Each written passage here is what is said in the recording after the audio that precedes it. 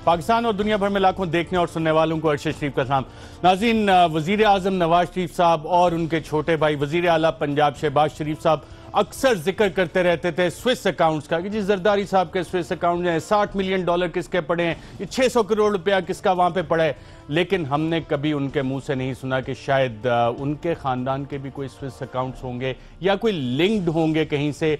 जब से हुक्मरान खानदान के बैरून मुल्क असासा जात के हवाले से दस्तावेजात खुलने का सिलसिला शुरू हुआ है, तो वहां आज हम आपको नाज़रीन एक ऐसा दस्तावेज दिखाएंगे जो कि उनकी ऑफशोर कंपनी से रिलेटेड है। आज जो प्रेस कॉन्फ्रेंस की पाकिस्तान तहरीक इंसाफ के सरबराह इमरान खान साहब ने, वहां उन्होंने चंद डॉक्यूमेंट्स पेश किए मिनर्वा से रिलेटेड और दीगर, और वहां पे जो सस्पिशियस एक्टिविटी रिपोर्ट थी उस हवाले से मोज़ेक फोंसेका ने जो जवाब दिया था उसमें जिक्र किया गया कि जनाब ये नेस्कॉल कंपनी है, नेस्कॉल कंपनी की बेनिफिशियल ओनर मरियम नवाज शरीफ साहिबा हैं, और साथ साथ के कंपनी का एक लोन अकाउंट है ड्यूशे बैंक जेनेवा के साथ। ये डॉक्यूमेंट नाज़रीन आप अपनी स्क्रीन पे देख रहे हैं। इस हवाले से जब चीजें सामने आई, हमारे प्रोड्यूसर साहब जरा डॉक्यूमेंट दूसरा वाला जरा दिखा दें। अदील राय साहब, 22 जून का दस्तावेज नेस्कॉल कंपनी का अगर आप दिखा दें। जी हाँ नाज़रीन, ये वाला वो दस्तावेज है जिस पे आप देख रहे हैं कि directors of the company are Minerva officers limited. नेस्कॉल कंपनी है। 12 जून का जो लेटर था फाइनेंशियल इन्वेस्टिगेशन एजेंसी का, उसका जवाब दिया मोज़ेक फोंसेका ने, और इसमें कहा है कि the company has a loan account with Deutsche Bank Geneva. इसके बाद नाज़रीन मैं आपको जो दस्तावेज दिखाने जा रहा हूं ये नेस्कॉल कंपनी का है। BVI फाइनेंशियल सर्विसेज कमीशन के पास ये डॉक्यूमेंट रजिस्टर्ड है, इसका बाकायदा नंबर भी है और इसकी तारीख है 13 जून 2008, और इसमें नेस्कॉल जो है वो प्लेजर है और in favour of Deutsche bank 13 जून 2008 को साइन होता है ये, और इसमें फिर नीलसन एंटरप्राइजेस भी आ जाती है, कुंबर ग्रुप भी आ जाता है। और इसमें जो सबसे इंटरेस्टिंग चीज हमें नजर आती है, काफी लीगल लैंग्वेज लिखी हुई है, तो वो लीगल लैंग्वेज को हम डिसाइफर करेंगे आज के प्रोग्राम में कि क्या मतलब है कि in so far as the bank has assets and rights blah blah blah, ownership of joint deposits in Switzerland and abroad, ये भी यहां पे लिखा गया। इस बात का क्या मतलब है? हमारे साथ इस्लामाबाद स्टूडियोज में मौजूद हैं सेनेटर बाबर अवान साहब, PTI के पिटिशनर भी हैं सुप्रीम कोर्ट ऑफ पाकिस्तान में। सेनेटर बाबर अवान साहब, ये दस्तावेज मैं आपको पेश कर रहा हूं, ये आप पढ़ें, फिर इस पे हम आगे बात करते हैं। नाज़रीन, इसी के साथ साथ रिलेटेड एक और डॉक्यूमेंट भी है 2 सितंबर 2008 का, मॉर्गेज हुई बिटवीन नेस्कॉल कंपनी लिमिटेड जो कि और साथ में ड्यूशे बैंक के साथ। और इसमें जब अगले सफ़े पे हम जाते हैं तो यहाँ पे प्रॉपर्टीज वही नजर आती हैं, मशहूर ज़माना 1617 एवनफील्ड हाउस। और इन डॉक्यूमेंट्स को जब हम मिला के पढ़ते हैं मोज़ेक फोंसेका के डॉक्यूमेंट के साथ, जो बताता है कि जी बेनिफिशियल ओनर जो है वो मरियम सफदर साहिबा हैं, जिनका एड्रेस सरूर पैलेस का है, और कंपनी का अकाउंट है ड्यूशे बैंक के साथ। 22 जून का ये दस्तावेज, तो एक चीज सामने आती है कि क्या ये जो जॉइंट स्विस अकाउंट्स हैं इनका जिक्र क्या है, इनका मतलब क्या है। इस हवाले से नाज़रीन मैंने लीडर ऑफ अपोजिशन सेनेट में बैरिस्टर एतजाज एहसन साहब, उनके सामने ये दस्तावेजात पेश किए और उनसे इनका मतलब पूछा। उसकी वजह यह थी कि जितनी मैंने पिटीशंस पढ़ी, PTI की पिटीशन मैंने पढ़ी, हुक्मरान खानदान के जवाबात पढ़े, उसमें स्विस अकाउंट्स का जिक्र नहीं आया। पहली दफा था कि जॉइंट स्विस अकाउंट्स का मुझे जिक्र नजर आया, क्योंकि एक एग्रीमेंट था, लीगल एग्रीमेंट था, उसको समझने के लिए हमने वकला के इस पे पॉइंट ऑफ व्यू लिए और बाबर अवान साहब का भी इस पे पॉइंट ऑफ व्यू अभी लेंगे। लेकिन बैरिस्टर एतजाज एहसन साहब, leader of opposition in the senate, उन्होंने इसको कैसे इंटरप्रेट किया, आइए सुनते हैं। ये डॉक्यूमेंट्स जो आपने अभी मुझे दिखाए हैं, इनसे ये चीज़ साबित होती है, इसमें ये अल्फाज जो हैं वो मैं आपको इसमें एक रख दूँ। ये नेस्कॉल लिमिटेड के डॉइचे बैंक के साथ एग्रीमेंट के हवाले से कॉपियाँ हैं।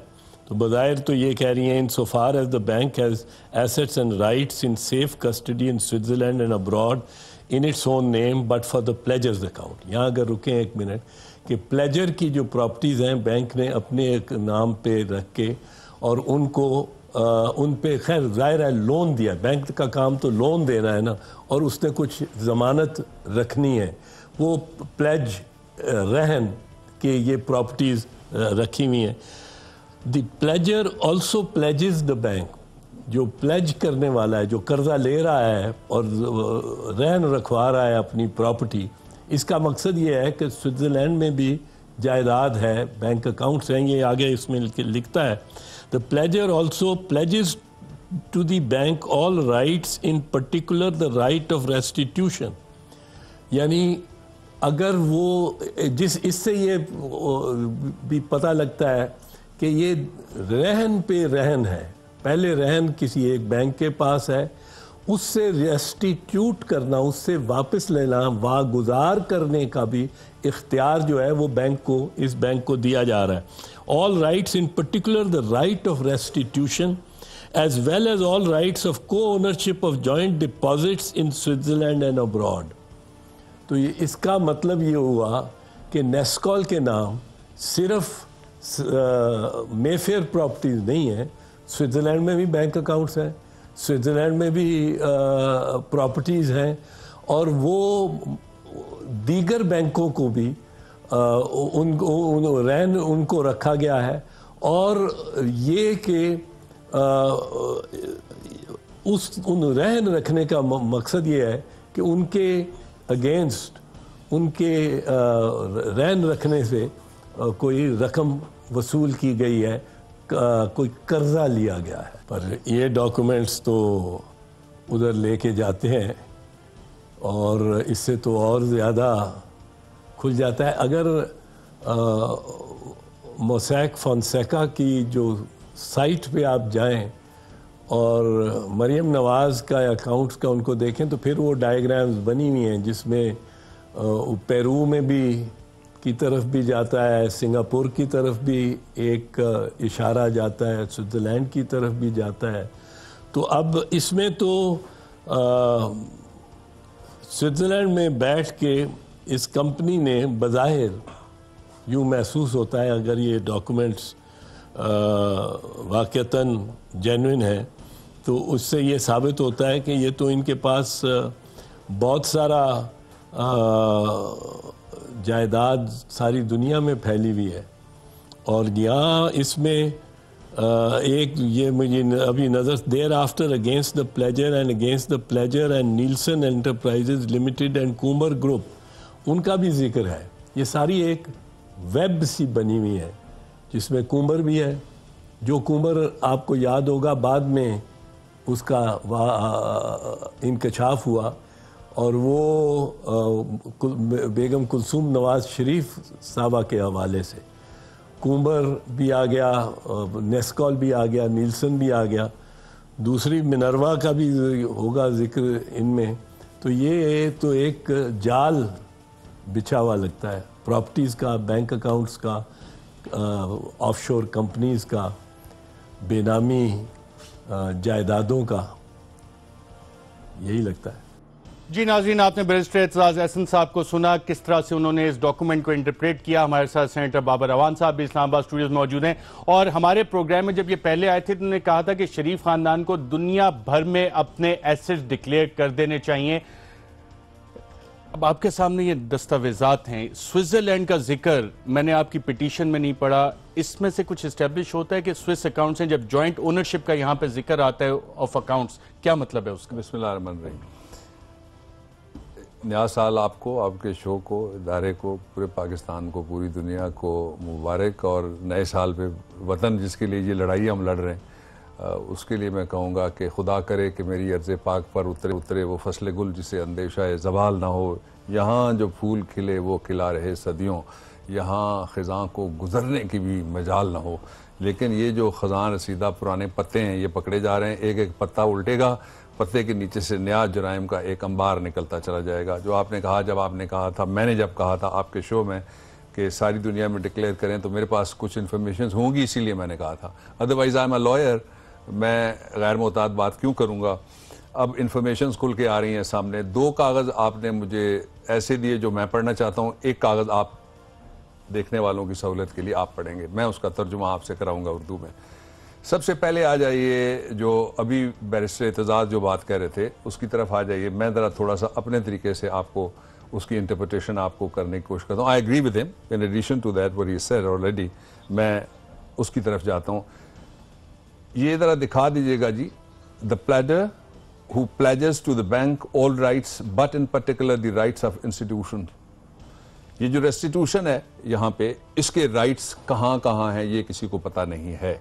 पहली बात यह है कि एक राइट का लफ्ज़ इस्तेमाल नहीं हुआ, राइट्स का लफ्ज़ इस्तेमाल हुआ है, और रेस्टिट्यूशंस का लफ्ज़ इस्तेमाल हुआ है।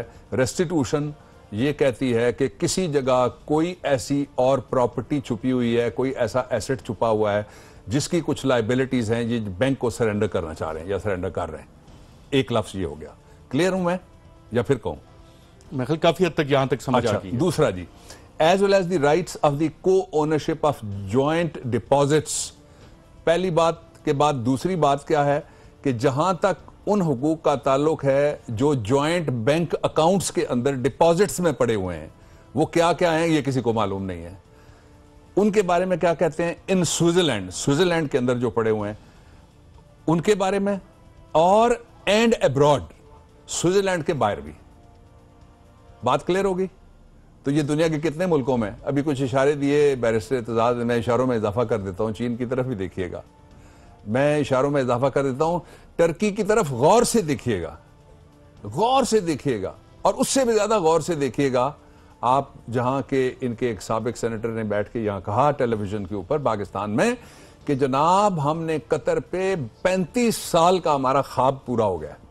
कतर इस वक्त हार्ट फेवरेट है जो बिक रही है उनकी LNG अंडर द सर्कमस्टांसेस, और बिगेस्ट बायर पाकिस्तान है। ये भी मैं कह देता हूं ऑन रिकॉर्ड रखने के लिए, कभी फिर आप कह रहे होंगे ये बात तुम कह के गए थे। एक इसको क्लोज करते हैं। अब दूसरा मैं आपके लिए छोड़ता हूं, जो तर्जुमा आपसे मैं करवाऊंगा जरा आसान जुबान में, हम दोनों भाई मिलके करेंगे। बल्कि अब आ जाइए दूसरे की तरफ जी। दूसरे में जहां आया ना, the company has a loan amount account of the Deutsche Bank Geneva, ये कैंटन ऑफ जनेव है उनका, बर्न फलाना फलाना, ये सूबे लगा लीजिए, छोटी छोटी रियासतें जो स्विट्जरलैंड के अंदर हैं। ये सिर्फ उसका जिक्र है, the company loan account in Deutsche Bank Geneva. ठीक है, ये जो रेस्टिट्यूशंस हैं तो इसके अलावा हो गई ना। अब मैं फिर वापस जा रहा हूं पहले कागज के ऊपर। ये जो अब्रॉड के एसेट्स हैं ये इसके अलावा हो गए ना, as well as the joint deposits are concern, ये भी इसके अलावा हो गए।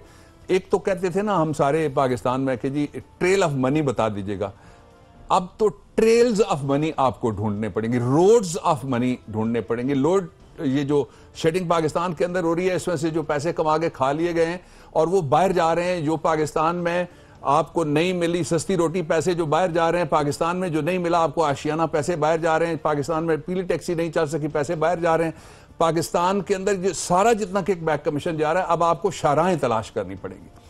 अच्छा, अब आ जाइए तीसरे डॉक्यूमेंट में, जो मैं लाइटर नोट पे कह रहा था कि इसकी, अब जरा देखिएगा, इसमें जो जबरदस्त बात है वो ये है कि मैं गलत समझूं तो मुझे करेक्ट कर लीजिए।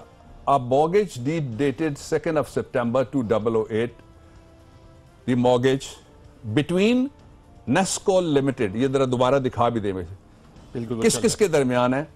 पहला क्या है जी? Nescol Limited, कंपनी का नाम क्या है? Nescol Limited, as mortgager, the mortgager and Nescol Limited a borrower। अब दोनों कैपेसिटी में मॉर्गेज करेंगे, फिर ये बोरो करेंगे together, and the Deutsche bank Switzerland ऐसे द बैंक। इसका मतलब ये हुआ कि ये जितनी भी बोरोइंग है और ये जितने भी कर्ज हैं और ये जितने भी अकाउंट्स हैं, ये जितने भी डिक्लेयर्ड एसेट्स हैं, ये जितने भी स्टोलन एसेट्स हैं, ये जितने भी पाकिस्तान से चोरी शुदा माल है, उनको छुपा के किसी एक खाने में अनाड़ी की तरह से नहीं रखा गया। यहां मुझे याद आती है अपने प्राइम मिनिस्टर साहब, जो जैसे भी हैं इस वक्त हमारे प्राइम मिनिस्टर हैं, उनका एक बयान, उन्होंने कहा कि ऐसा कौन होता है सादा जो अपने बैंक अकाउंट किसी जगह रख दे और डिक्लेयर कर दे और अपने नाम पे रखे। इसलिए ये सारे पैसे छुपाए गए। अच्छा, इसके अलावा if you go back again, Pakistan के लोगों की यादाश्त में अच्छी तरह से वो एक खादिम साहब हैं जो कहते हैं बाहर बैठ के कि खादिम के हैं ये सारे असासे। खादिम साहब पाकिस्तान के असासे हैं, आप भी पाकिस्तान के, आल जाइए ना, असासे वापस ले आइएगा आप। उसमें से उन्होंने ये जिक्र किया कि एक और जगह पे, पहले उन्होंने कहा अपार्टमेंट है, फिर कहने लगे नहीं ये मकान है और है मेरी वालदा मोहतरमा का।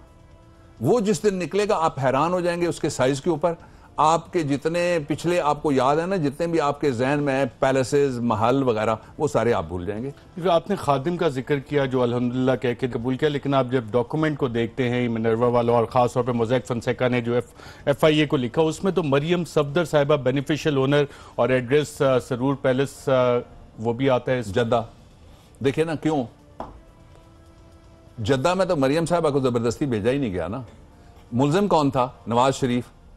मुआहदा किसका हुआ? नवाज शरीफ का। दूसरा एक्यूज कौन था? शहबाज शरीफ। मुआहदा किसका हुआ? शहबाज शरीफ का। और तीसरे एक आध जगह नाम था मौजूद अब्बास साहब, अल्लाह ताला उनकी मगफरत करे। इनके वालिद साहब भी किसी जगह नहीं थे, बाकी अहले खाना नहीं थे। जाहिर है जो डिपेंडेंट्स थे वो गए ना। इनमें से एक था जो भाई, उसका एक बेटा जो इंडिपेंडेंट था, जो कारोबार करता था, उसका भी नाम है। इसके बावजूद वो नहीं गया, वो यहीं रहा। उनके बहुत सारे ताल्लुकात चौधरी परवेज इलाही साहब को कोई बुला के उनसे सुनिएगा। स्विट्जरलैंड में असासिंग के नहीं, कौन कहता नहीं है इनकी मौजूदगी में? अगर ये डॉक्यूमेंट पिछली मार्केट में किसी ने तैयार नहीं किए, अगर आप अगले सफे पे चेक तो BVI फाइनेंशियल सर्विसेज लिमिटेड और बाकायदा इसका रजिस्ट्रेशन नंबर भी मौजूद है। मौजूद है। तो दो ही सूरतें हैं ना, या तो ये डॉक्यूमेंट आप पारा मार्केट में बने, या इन पे पकौड़े पारा से कुछ और मुराद पकौड़ों वाली दुकान नहीं ले ला। मैं ये कहता हूं कि डॉक्यूमेंट्स फेक हैं, और अगर ये डॉक्यूमेंट असली हैं तो इमरान इज 100% राइट, 110% राइट। इनको अदालत ले जाइए जी। आपके खिलाफ जेलसाजी बना के सारी दुनिया में फैला रहे हैं। आप तो शरीफ लोग हैं, अल्लाह ताला के फजलो करम के अलावा आपके घर के ऊपर कुछ उतरता ही नहीं है, ना उसका नजूल होता है। तो आपको तो इनसे ज्यादा पैसे मिल जाएंगे। अभी मैं आपको बताऊं कि दुबई की एक कोर्ट ने, UAE की एक कोर्ट ने एक पाकिस्तानी मजदूर को 1,87,000 रुपया लेबर केस में उन्होंने उसको दी है। जो उसको इनकन्वीनियंस हुई है वो उसको पैसे उन्होंने दिए। मिले उसको 1.5 साल बाद हैं, लेकिन पैसे उसको मिले। आप अगर वहां इनके खिलाफ दावे करेंगे तो आपके सारे पिछले आप पैसे जो है वो भूल जाएंगे, इतने आपको वहां पे डैमेजेस आपको बिल्कुल ठीक है। सेनेटर बाबर अवान, मैंने इसी हवाले से, इस डॉक्यूमेंट की इंटरप्रिटेशन के हवाले से बैरिस्टर शोएब रज़ाक से भी पूछा कि इस पैराग्राफ का मतलब क्या है। उन्होंने क्या कहा, आइए सुनते हैं। एवन फील्ड की प्रॉपर्टी का जिक्र यह है कि जब आप मॉर्गेज करते हैं तो पहला आप डिफाइन करते हैं कि जी आपकी प्रॉपर्टी का टाइटल कौन सा है, फ्री होल्ड है, लीज होल्ड है। इधर लिखा हुआ है Avenfield is a lease hold property, that is a title itself. Lease hold पे बी लोन आ सकता है। यहाँ स्विस बैंक, जो स्विस बैंक है, डॉइच बैंक है, उसने अरेंजमेंट ऐसी की हुई है कि आपकी जो प्रॉपर्टीज जो लंदन में हैं उनके इवज आपको लोन मिल रहा है। उसके कोलेट्रल के तौर पर कुछ सर्टिफिकेट्स हमारे पास, कुछ हम आपके अकाउंट्स स्विट्जरलैंड में मैनेज कर रहे हैं, कुछ अकाउंट्स आपके यही बैंक स्विट्जरलैंड से बाहर मैनेज कर रहा है। और उसमें एग्रीमेंट ये हुआ है कि अगर कोई एग्रीमेंट के तहत जो लोन सैंक्शन होता है उसमें अगर कोई वो टाइम पे नहीं होता तो जो अकाउंट्स वो स्विट्जरलैंड में मैनेज कर रहा है बैंक, जो स्विट्जरलैंड से बाहर मैनेज कर रहा है, वो they will go back to the bank. इसमें वर्ड इस्तेमाल हुआ है रेस्टिट्यूशन का। रेस्टिट्यूशन का मतलब यह है कि टाइटल बैंक के पास चला जाएगा अगर उस लोन को कंप्लीट ना किया गया as per the terms of the agreement. तो यहां वो ये बात कर रहे हैं कि जी सर्टिफिकेट्स भी आ गया हमारे पास हैं, आपके अकाउंट्स भी हमारे पास हैं, स्विट्जरलैंड में भी हमारे पास अकाउंट्स हैं आपके, और स्विट्जरलैंड से बाहर भी हैं। अगर कोई लोन में कोई प्रॉब्लम हुई तो वो या सर्टिफिकेट्स को कवर कर लेंगे या जो अकाउंट हम आपके मैनेज करें वो कवर कर लेंगे। कुछ अकाउंट्स यही बैंक इसी प्लेजर के, बहुत इंटरेस्टिंग पॉइंट है, इसी प्लेजर के जो लोन ले रहा है, नीस्कॉन और नेस्कोल जो कंपनी लोन ले रही है, इसके कुछ अकाउंट्स ये बैंक स्विट्जरलैंड के साथ साथ स्विट्जरलैंड से बाहर भी उनको भी मैनेज कर रहा है। तो वो कह रहे हैं कि अगर कोई मसला हुआ लोन में तो कुछ अकाउंट्स आपके जो स्विट्जरलैंड है उनमें से हम पैसे ले लेंगे, या जो स्विट्जरलैंड से बाहर अकाउंट है हम उनसे पैसे ले लेंगे। और वो ये प्रॉपर्टी लीज होल्ड पे लोन सैंक्शन हुआ है। जी नाज़रीन, इसी हवाले से मैंने साबिक स्पेशल प्रोसिक्यूटर नैब बैरिस्टर शहजाद अकबर साहब से पूछा कि जनाब ये क्योंकि वकला ड्राफ्ट करते हैं इस तरह के एग्रीमेंट, तो इस एक पैराग्राफ का मतलब क्या है। बैरिस्टर शहजाद अकबर साबिक स्पेशल प्रोसिक्यूटर नैब, उन्होंने क्या कहा, आइए सुनते हैं। इस डॉक्यूमेंट से तो ये जाहिर होता है कि जो लोन लिया गया मॉर्गेज पे घर के ऊपर, उसमें जो रहन चीज़ रखी गई वो स्विस बैंकों में कोई अकाउंट है जिसकी को ओनरशिप दे दी गई उस बैंक को जिसके पास आपने कर्ज लिया और उस पर अपनी जायदाद रहन रखी।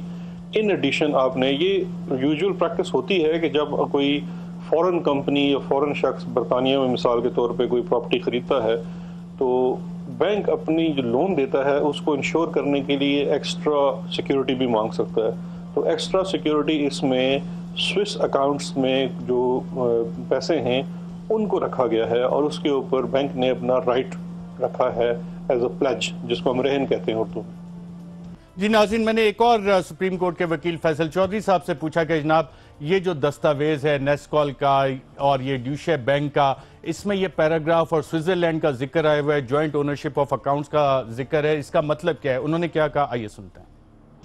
देखिए, इन पेपर्स में कुछ ऐसे अकाउंट्स का जिक्र आ रहा है, जॉइंट डिपॉजिट हैं स्विट्जरलैंड में या किसी बाहर के मुल्क में, जो इनके नाम पे हैं, और उस नाम के ऊपर जो हैं ये प्लेज जो प्रॉपर्टीज़ हैं उनके साथ साथ बैंक में जो डिपॉजिट्स हैं वो भी दी गई हैं एडिशनल सिक्योरिटीज़ के तहत। तो इससे ये ज़ाहिर होता है कि ये जो स्विट्ज़रलैंड में स्विस अकाउंट्स हैं और उनमें कुछ फॉरेन और दूसरे अकाउंट्स हैं जिनका जिक्र इन डॉक्यूमेंट्स है।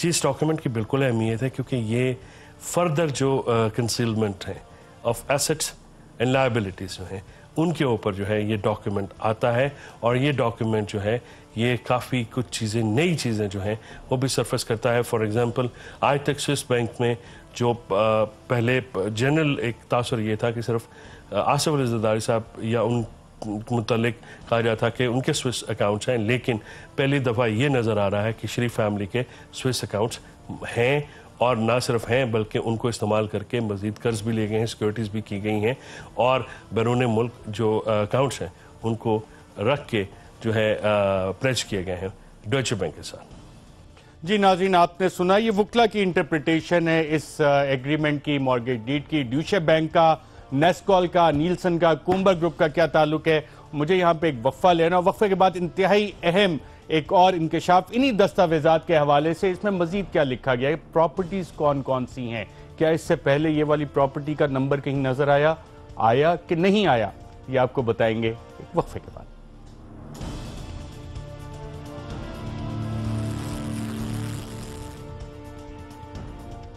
वेलकम बैक नाज़रीन, हमारे साथ मौजूद हैं सेनेटर बाबर अवान साहब। सेनेटर बाबर अवान साहब, नेस्कॉल के ये वाले डॉक्यूमेंट जो BVI फाइनेंशियल सर्विसेज के साथ रजिस्टर्ड हैं, वहाँ से हमने ये डॉक्यूमेंट प्रोक्योर किए हैं जिसका रजिस्ट्रेशन नंबर भी है, इसमें कुछ प्रॉपर्टीज़ का भी जिक्र है, वो क्या है? ये कमाल की चीज़ है। अगर इसकी कोई एक्सप्लेनेशन गवर्नमेंट देना चाहे तो वो ज़रूर दे, लेकिन पेज नंबर 2 अगर आप दिखा सकें तो जहाँ पे प्रॉपर्टी को इन्होंने डिफाइन किया हुआ है, ये भी एक नया इंकशाफ बनता है।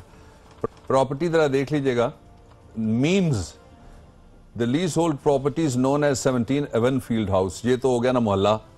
अब आप देख लीजिएगा प्रॉपर्टीज बनती कितनी है, ये 12 मैंने गिनी है, 1172 और नहीं है, 1172 यानी 117 से लेकर 128 पार्क लेन लंदन, यानी 128 तक, ये 117 से 128 तक 12 प्रॉपर्टीज बनती हैं।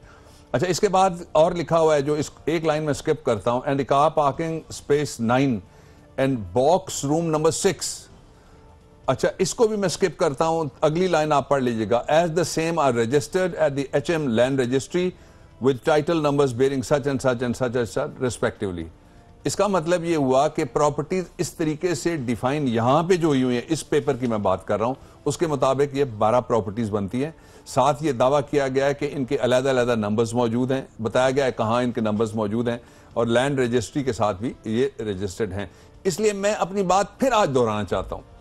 मैं समझता हूं कि जो अभी एक MPA के केस में फैसला आया है, इलेक्शन कमीशन ऑफ पाकिस्तान को नोटिस जारी करना चाहिए, प्राइम मिनिस्टर ऑफ पाकिस्तान को, कि आपके और आपके खानदान के वो असासे जो अब जाहिर हो रहे हैं, जिनके दावे किए जा रहे हैं, क्या वो असासे आप होल्ड करते हैं?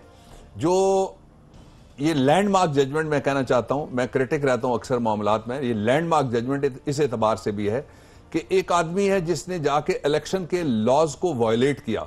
आइन का आर्टिकल 225 ये कहता है, no election shall be called in question other than by way of an election petition. लेकिन इलेक्शन पिटिशन का इंतजार किए बगैर उस सिटिंग MPA को, जिसने अपने MPA के इलेक्शन में कुछ नहीं किया, उसने जाके गड़बड़ की रिपोर्टेडली जो लोकल बॉडीज के इलेक्शन के अंदर, तो इसके बावजूद उसको डिस्क्वालीफाई किया इलेक्शन कमीशन ने। This judgement has come in the history of Pakistan for the first time. इसके लिए क्रेडिट देना चाहिए इलेक्शन कमीशन को, और वो क्रेडिट तब मुकम्मल होता है कि एक MPA जो सिंध के ताल्लुक रखने वाला है, उससे शुरू करके पंजाब से ताल्लुक रखने वाले प्राइम मिनिस्टर तक वो पहुंचे, इलेक्शन कमीशन ऑफ पाकिस्तान, और प्राइम मिनिस्टर तक पहुंच के उनसे ये पूछा जाए कि आप एक दफा कंक्लूसिवली बता दीजिए कि आपकी किस किस मुल्क में आपकी प्रॉपर्टीज हैं, आपकी साहबजादी की प्रॉपर्टीज हैं, आपके बेटों की प्रॉपर्टीज हैं। आप अगर बताना चाहते हैं पूरा तो बता दीजिए, वरना आपको ये choice they election commission of Pakistan, हमारे वो प्राइम मिनिस्टर हैं, उनका एहतराम करना चाहिए चॉइस के मामले में भी, अपनी चॉइस पे वो चलते हैं। उनसे ये पूछ लें कि जब ये डिपेंडेंट्स थे तब की कौन सी प्रॉपर्टीज हैं, जब इनको आप इंडिपेंडेंट कहते हैं तब कौन सी प्रॉपर्टीज हैं। एक इसाक डार साहब के घर का केस है वर्सेस इमरान खान, उसमें हमने यही दरखास्त दी हुई है कि आप ये बता दीजिए कि जब आप सेनेटर नहीं बने थे तो आपकी प्रॉपर्टीज क्या थी, रिश्तेदारी नहीं थी आपकी प्रॉपर्टीज क्या थी, आम जिंदगी थी तो क्या थी, तो अब आपके पास क्या है। ये सवाल प्राइम मिनिस्टर से पूछने वाला है। बिल्कुल बाबर साहब, हुकूमती प्राइम मिनिस्टर को जो रिप्रेजेंट करी थी टीम वो भी तब्दील हो गई, हुक्मरान खानदान की भी लीगल टीम तब्दील हो गई है। जब आप लोगों ने हामिद खान साहब को तब्दील किया था तो बड़े ताने वगैरह मिले थे, क्या समझते हैं तब्दील क्यों की है हुक्मरान खानदान ने अपनी लीगल टीम? देखिए बड़ा फर्क है, तब्दील नहीं एडिशन हुआ था जब नए लोग आए, ये भी एडिशन है जब नए लोग आए हैं, तो इसके मकासद और हैं। जिस तरह से ये चॉइस की गई है ना, मैं कुछ कहना नहीं चाहता वकीलों के हवाले से, उनका राइट है जिसको मर्जी वकील करें, वकील का राइट है जो मर्जी है केस वो एक्सेप्ट करे या उसको वो रिजेक्ट करे। लेकिन इस हुकूमत ने दो काम किए, मैं जरूर कह दूंगा। पहला काम ये है कि आप फिर देखिएगा कि अपनी लूज कैनन्स को इस्तेमाल करके वो आर्मी को फिर टारगेट कर रहे हैं। अभी वो इन्वेस्टिगेशन जो लीक्स के हवाले से होनी थी, और लीक्स पनामा की मैं बात नहीं कर रहा, सिक्योरिटी लीक्स के हवाले से होनी थी, जिसके लिए कहा गया ऑन रिकॉर्ड 3 दिन में हम मुलजिम पकड़ लेंगे, फिर कहा गया हफ्ते में पकड़ लेंगे, फिर कहा गया महीने में पकड़ लेंगे, फिर जाके डेट पे डेट ले रहे हैं। जहां पे ये केस चल रहा है chief justice Lahore high court की कोर्ट में चल रहा है, वहां पे डेटें ली जा रही हैं। अच्छा, ये दूसरा हो गया। अब इसके अलावा तीसरा एक बहुत इंपॉर्टेंट काम वो जहन में रखने वाला है, वो ये है कि इनके जो बड़े हैं, सो कॉल्ड बड़े भी हैं और बड़े मुल्जिम भी हैं, वो टेलीविजन के ऊपर बैठ के कह रहे हैं कि जी चीफ जस्टिस साहब के हवाले से किसी को सियासी गुफ्तगू नहीं करनी चाहिए। किसने सियासी गुफ्तगू की है जी चीफ जस्टिस साहब के हवाले से? आपके अलावा कोई कर रहा है? गवर्नमेंट के अलावा कोई कर रहा है? इसलिए इनका तरीका वारदात ये है, तरीका कार मैं नहीं कहता, कि ये बाकायदा इदारों को दबाव में रखने के लिए खबरें भी लीक करवाते हैं। इन्होंने मीडिया सेल बना रखे हुए हैं, मॉक करने वाले ये साइट्स बनाते हैं बाकायदा। इनके लोग हमा वक्त इस वक्त दुनिया के अंदर, मैं नहीं समझता कि पेंटागन का भी, मैं नहीं समझता कोई CIA का भी, कोई MI6 का भी या किसी और एजेंसी का भी, रॉ के अलावा इतना बड़ा कोई सेल होगा जो इनके पास है। बाबर रवान साहब, कल सुप्रीम कोर्ट दोबारा इस केस की आगाज करेगा हियरिंग्स का, कहां से शुरू होगी? वहीं से जहां से राब्ता टूटा था, या कि असर नौ इसमें सारी हियरिंग्स शुरू होंगी? 3 पॉसिबिलिटीज। नए जो वकला हजरात आए हैं वो खड़े हों और कहें तारीख दे दें।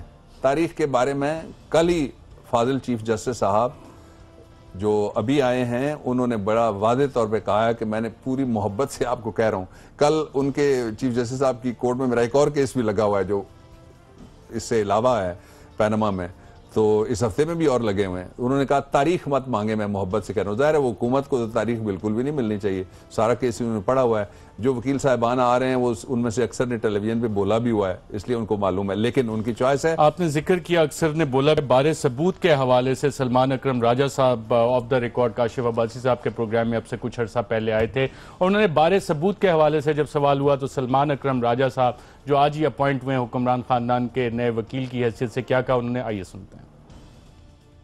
देखिए, हार्ड एविडेंस का मतलब ये नहीं है कि वो बता दें कि जी पैसे इस तरह से गए और इस तरह से ये खरीद हुई और ये किस साल में हुई। जो मौकफ अपना लिया है शरीफ खानदान ने, उस मौकफ को भी अगर गलत साबित कर दिया जाए तो मुकदमा जो है वो खुल जाता है। ये बात सामने आ जाती है कि ये मौकफ अगर काबिल कबूल नहीं तो फिर कुछ और हुआ होगा। लिहाजा उस हद तक भी अगर PTI कर ले तो मैं समझता हूँ ये उनकी बड़ी कामयाबी है। जी नाज़रीन, हमारे एग्जीक्यूटिव प्रोड्यूसर अदील राजा मेरा ख्याल आजकल थोड़ी शॉर्ट्स मिक्स कर रहे हैं, वो वाली आपको इंशाल्लाह कल दिखाएंगे। ये एविडेंस के हवाले से था, कतरी खत के हवाले से, वो भी आपने सलमान राजा साहब का सुना। उसमें कतरी जो शख्स है उसको आना पड़ेगा, सलमान राजा साहब कह रहे हैं। अब जो स्ट्रेटजी अपनाई जाएगी यहाँ पे, आप पॉसिबिलिटीज़ की बात कर रहे थे और ये काफ़ी सारे इंटरव्यूज़ ऑन रिकॉर्ड हैं, वो हम गाहे बगाहे चलाते रहेंगे। तीसरी पॉसिबिलिटी क्या आ रही है? उससे पहले एक बात कहूँ, आज इमरान खान ने कहा है कि कतरी शहजादे को जेल जाना चाहिए। अगर कतरी शहजादा आ गया कोर्ट में तो फिर जेल जाएगा, ये मैं बता देता हूं आपको। कैसे जाएगा आप पूछिए मुझसे। ऐसे जाएगा कि उसके खिलाफ परजरी का केस बनेगा। जो ताज़ा डॉक्यूमेंट्स सामने आ जाए, डॉक्यूमेंट सारे पुराने आ रहे हैं जो, और जो कल निकलेगा उसमें से और किस तरह से पढ़ा जाएगा, ये डॉक्यूमेंट्स भी हमने अपने तरीके से इंटरप्रेट किए, पढ़े हैं, दोनों तरफ के वकील करेंगे। तो वो अगर कोर्ट में आता है तो डेफिनेटली फिर तो मेरे पोठवार को बड़ा एजाज मिलेगा कि यहाँ देसी शहजादे नहीं बंद होते सिर्फ, इसलिए कि फर्जरी है, सीधी सीधी फ्रॉड है। जिस तरह से आज प्रेस कॉन्फ्रेंस में भी जहांगीर तरीन इमरान खान ने कहा। एक और पहलू जो आप कह रहे हैं, कल की पॉसिबिलिटी एक तो ये कि टाइम वाला है, दूसरा वो टाइम देने की इसलिए कोई जरूरत नहीं है कि हमारी साइड से बात हो सकती है, मुकम्मल भी की जा सकती है, अगर नए सिरे से भी सुनना शुरू करें तो तब भी मुकम्मल हो जाएगी। एक चीज एक्सेप्ट कर ली, हाँ जी ये प्रॉपर्टीज मेरी हैं, उसके बाद आगे क्या रह जाता है केस में? उसके बाद ये रह जाता है कि सरकारी खर्च पे बहुत सारे प्रेस कॉन्फ्रेंसें, प्रेस इंफॉर्मेशन डिपार्टमेंट में हूँ, और साथ ये कहा जाए ये जाती मामलात हैं जी, इनका क्या ताल्लुक है नवाज शरीफ साहब से, यही रह जाता है ना। इसी तरह से जितने भी इनके मौक़िफ़ और भी सामने आएंगे वो सेल्फ कॉन्ट्राडिक्टरी के अलावा कुछ नहीं हो सकते। A lie has no legs to stand upon. नाज़रीन, यहाँ पे एक वक्फे के बाद दोबारा आपकी खिदमत में हाजिर होते हैं और इस अहम केस के हवाले से सेनेटर बाबर अवान साहब, जो कि PTI की लीगल टीम का हिस्सा भी हैं, इनसे मजीद सवाल करेंगे।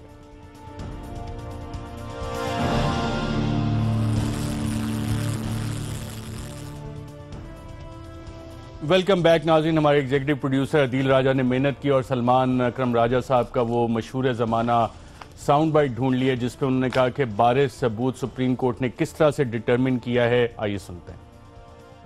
देखिए, बारे सबूत ऐसे मुकदमात में बदलता रहता है, लेकिन यहाँ बड़ी वजाहत से सुप्रीम कोर्ट ने शुरू में यह किया जब हजरत उमर की मिसाल दी और कहा कि जो सरबराह है मुमलिकत का, उस पे ये वाजिब है कि वो शफाफियत अपने हवाले से जो है उसको जाहिर करे। तो एक तरह से सुप्रीम कोर्ट ने अपनी सवाबदीद में ये बारे सबूत जो था वज़ीर आज़म साहब और उनके ख़ानदान पर डाल दिया था। बारे सबूत वज़ीर आज़म और उनके ख़ानदान पे सुप्रीम कोर्ट डाल चुकी है, ये सलमान राजा साहब ऑन रिकॉर्ड कह चुके हैं। अब ये तब्दील होता रहेगा बारे सबूत? नहीं, किस तरह से शिफ्ट होगा? नए कोई चीज़ आएगी ना, बारे सबूत तब शिफ्ट होगा कि दरमियान में से ये निकल आए कि इमरान साहब का भी कुछ इस तरह का है, अब वो साबित करें। देखिए, ये जहाँ बारे सबूत पहुँचा है, चेंज इसलिए नहीं हो सकता कि अब इश्यूज तयशुदा हैं। इशू क्या है? नंबर 1, ये एक ऐसी पिटीशन है जिसमें इमरान वर्सेस नवाज शरीफ नहीं है, पाकिस्तान वर्सेस नवाज शरीफ है। दूसरी बात यह है कि इमरान सिर्फ वहाँ पे इंफॉर्मेंट हैं या कंप्लेनेंट हैं या मुस्तगीस हैं या वो साइल के तौर पे अदालत के सामने खड़े हैं। इसलिए बारे सबूत किस तरह से शिफ्ट हो जाएगा? ये सारा कुछ तो इन्होंने माना हुआ है। असल में इन्होंने माना हुआ है और कुछ इतलात है, अखबारी खबरें भी मेरे पास हैं कि एक नए वकील आए हैं, उनके भी बैरून मुल्क असासाजात हैं, कोई प्रॉपर्टीज़ हैं। ऐसा ही है, ऐसा वकील जिसके खुद इस तरह के ऑफशोर अकाउंट्स हो, वो मुकदमा लड़ रहा हो हुक्मरान खानदान का, तो सही है, लड़ सकता है। सच बार तो नहीं है, लेकिन कोई वजाहत की बात हो तो बंदा फिर बता सकता है। आई डू नॉट नो कि किसका, पनामा में तो नहीं है ना नाम। मेरे ख्याल से कोई प्रॉपर्टी थी, लिस्बन में ली थी, कोई 6,75,000 पाउंड, उसमें गए थे यूके और स्विट्जरलैंड से, कुछ इस तरह की इतलात थी। I have no knowledge. लेकिन अभी ये जो केस, जितना गवर्नमेंट इसको डिले करने की कोशिश करेगी, तो इस तरह की चीजें निकलती आएंगी। लेकिन हुकूमती फैसला आपको हुक्मरान खानदान का अच्छा इस हवाले से लगता है कि एक ऐसा वकील रखा जाए जो कि बैरून मुल्क अकाउंट्स अपने भी चलाता हो, बैरून मुल्क प्रॉपर्टीज अपनी भी लेता हो, तो वो इन मामलात को ज्यादा बेहतर तरह से डिफेंड करने की पोजीशन में होगा, और साबिक अटॉर्नी जनरल भी अगर रह चुका हो।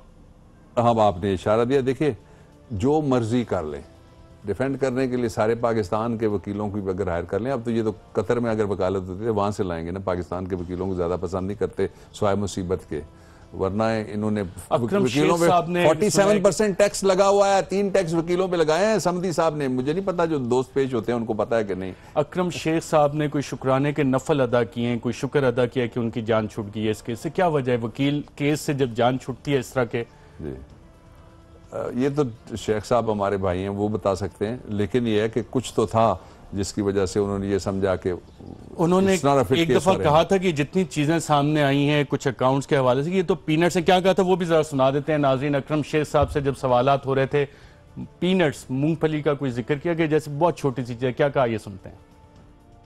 12,000 अमारती दरहम इन्वेस्टमेंट कंपनी में इन्वेस्ट किए, वो ग्रो करते रहे, और ये फ्लैट तो पीनट है उसकी, पीनट्स हैं ये, 12 मिलियन दिरहम ग्रो करते रहे। ये इस वक्त जो मैं फिर अपनी बात पे वापस जाता हूं, इलेक्शन कमीशन प्राइम मिनिस्टर से पूछे, इसलिए कि वो जो पीनट या मूंगफली है ना, इस वक्त उसका खेत है, पूरा मुरब्बा लगा हुआ है, उसके नीचे कितनी मूंगफली है ढूंढ के पाकिस्तान के तहकीकाती इदारों को, ताकि लोग ये ना कहें कि तहकीकाती इदारे तो फेल हो चुके, सुप्रीम कोर्ट की अपनी observation. I don't want to say this ना, क्यों फेल हो चुके?